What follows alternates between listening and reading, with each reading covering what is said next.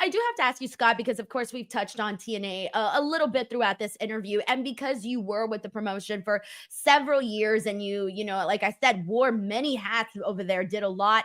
How do you feel now, having been gone from the company, and sort of also seen a lot of what they're doing now, their collaboration with WWE, how that has sort of worked out because you kind of caught, some of that while you were there too. So, what do you think about what they're doing over there, as well as partnering with WWE? Yeah, I mean, look at the at the end of the day, the collaboration with WWE is a great thing. It's something that I was there at the very genesis of. Was one of the people there advocating for it, and was the person who reached out to WWE and saw it. And the regime there, the people at WWE that are there now, are sharp, and they were receptive to it. And we started those baby steps of it. Jordan in the Rumble, but we also were talking lots of other things, behind the scenes and direction and what could happen and where it could go. And you're starting to see a lot of those things come to fruition. So I think it's exciting. I think that collaboration is great in wrestling in general.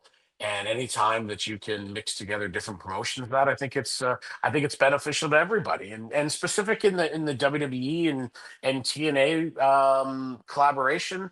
I mean, look, WWE's, to call it the 800-pound gorilla isn't even fitting, because it's so much bigger than that in our genre, in our industry.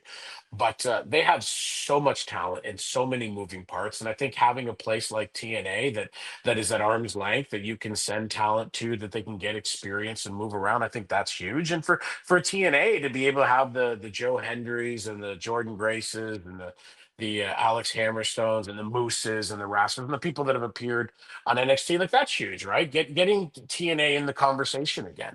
That was always one of the goals when we first reach out, and I think you're starting to see that the idea, the plans that we had, that hey, I'm not in that room anymore. Haven't been for over a year, so everything they're doing, they're coming up and doing with their own, without me and without some of the people that were there a year plus ago. But they're doing the very things we talked about, and I think it's great. So I mean, I think the proof's in the pudding. I think it's good for WWE to collaborate, because they played in their own sandbox for so long. And I think whether it's TNA, or whether it's AJ Styles and Shinsuke Nakamura going over and wrestling in Pro Wrestling Noah, whether it's seeing Natalia, like seeing Natty get a chance to compete in GCW and in an NWA.